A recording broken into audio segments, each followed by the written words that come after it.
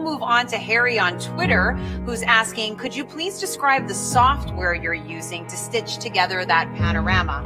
Is it custom software developed in-house or using commercial software like Lightroom or Photoshop? If custom, what operating system is used?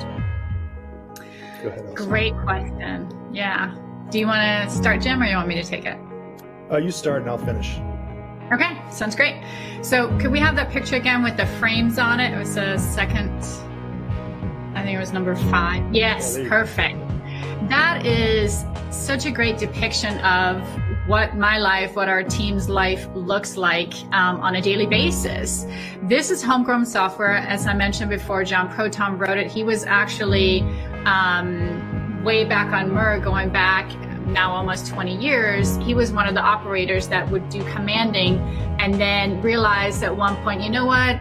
I can do this software much better than anything that's commercially available, anything that people have thought of, because he did the job. And then he took his software programming skills, put the two together, and came up with this tool. And it truly is the only software of its kind on this planet.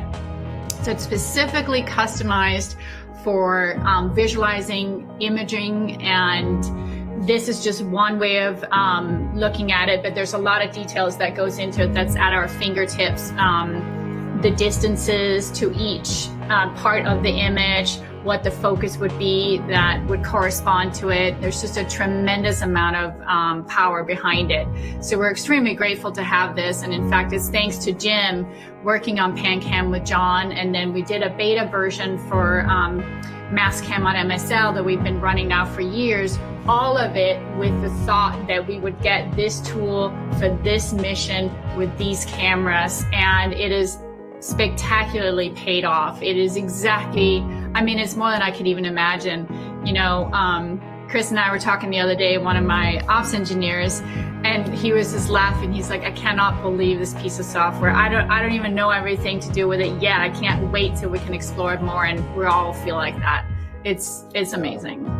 So there's a lot of custom homegrown software, but we also do occasionally use Photoshop or those kinds of commercial tools to finish some of the processing and stitching. So it's a mix.